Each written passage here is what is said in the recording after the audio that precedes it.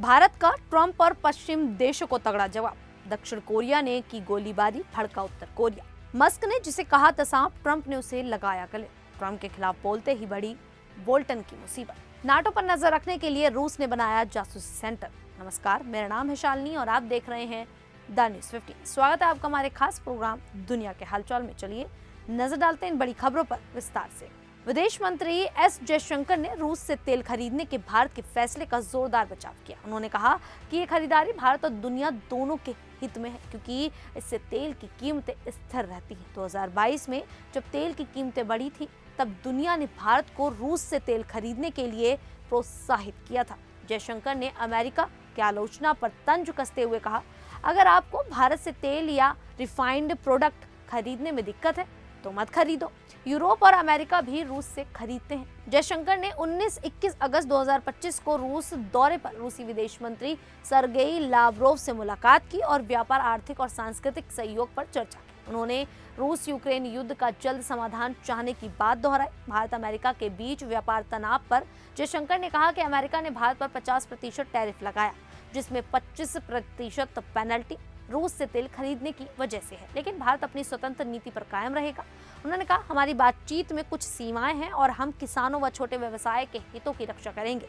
जयशंकर ने बताया कि भारत चीन और भारत अमेरिका संबंधों में उतार चढ़ाव आए, लेकिन रिश्ते सकारात्मक है। भारत रूस के साथ व्यापार बढ़ाना चाहता है और उसका रुख स्पष्ट है। वहीं दक्षिण कोरिया और उत्तर कोरिया के बीच फिर तनाव बढ़ गया है। उत्तर कोरिया ने दक्षिण कोरिया की गोलीबारी को उकसावे वाला कदम बताया। उत्तर कोरिया की सेना के अधिकारी जोंग चोल ने कहा कि मंगलवार को जब दक्षिण कोरिया और अमेरिका सैन्य अभ्यास कर रहे थे, तब दक्षिण कोरिया ने गोलीबारी की। उन्होंने इसे जानबूझकर तनाव बढ़ाने वाला कदम बताया। दूसरी ओर दक्षिण कोरिया सेना ने कहा कि उन्होंने चेतावनी के लिए गोली चलाई, क्योंकि उत्तर कोरियाई सैनिक कुछ निर्माण कार्य करते हुए सीमा पार कर रहे थे। सैनिक तुरंत वापस लौट गए और कोई जवाबी गोलीबारी नहीं हुई। उत्तर कोरिया सीमा पर टैंक रोधी दीवारें और बारूदी सुरंगें बिछाकर सुरक्षा मजबूत कर रहा है। जोंग चोल ने दक्षिण कोरिया से मांग की कि वह इस तरह की हरकतें बंद करे, क्योंकि ये उसकी संप्रभुता की रक्षा के लिए जरूरी है। दोनों देशों के बीच तनाव बढ़ रहा है और सीमा पर सैन्य गतिविधियां तेज हो रही हैं। वहीं अमेरिकी राष्ट्रपति डोनाल्ड ट्रंप ने अपने करीबी सहयोगी सर्जियो गोर को भारत में राजदूत नियुक्त किया है। गोर व्हाइट हाउस के प्रेसिडेंशियल पर्सनल ऑफिस के डायरेक्टर हैं, लेकिन इस नियुक्ति से पहले गोर और टेस्ला के सीईओ एलन मस्क के बीच विवाद सुर्खियों में रहा। मस्क ने जून 2025 में एक्स पर गोर को सांप कहा था।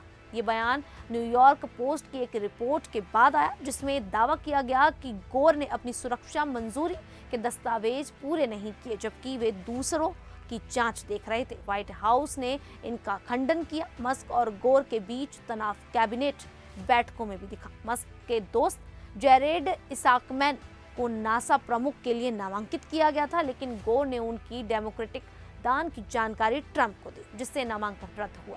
इससे मस्क नाराज हो गए। मई 2025 में मस्क ने सरकारी दक्षता विभाग से इस्तीफा दे दिया, जब ट्रंप के साथ उनका बजट विधेयक पर मतभेद हुआ। ये तनाव अमेरिका भारत संबंधों और ट्रंप की नीतियों के बीच चर्चा का विषय बना हुआ है।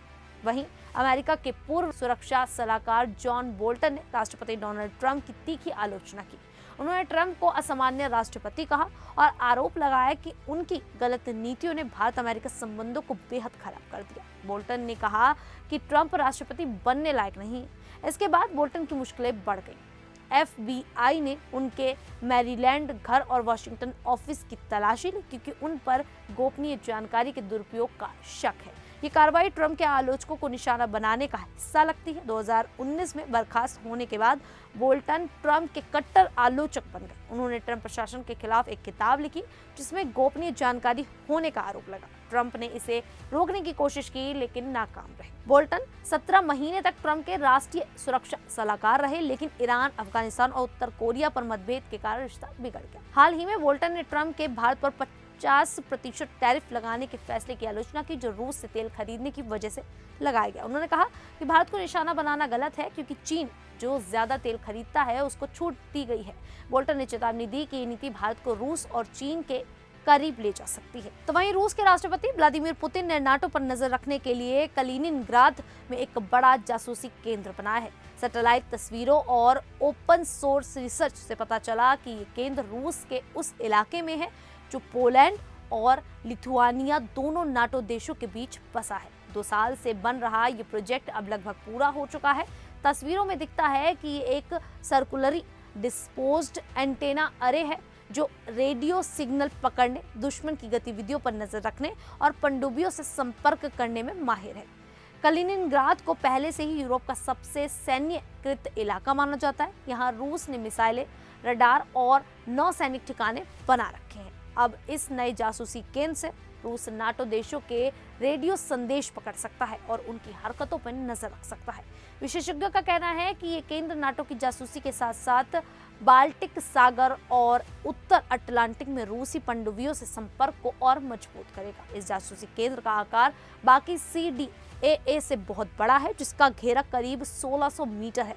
सैटेलाइट तस्वीरों में गोल घेरे, एंटेना के गड्ढे और मोटी सुरक्षा दीवार दिखती है। 2023 में जहां घना जंगल था, अब वहां जमीन समतल है और 6 एंटेना रिग्स बन चुके हैं। ये प्रोजेक्ट अब अंतिम चरण पर पहुंच चुका है। खैर, रूस के इस कदम को लेकर आप लोगों की क्या राय है, आप हमें कमेंट करके जरूर बताइएगा।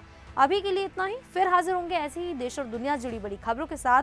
तब तक के लिए देखते रहिए द न्यूज़ 15।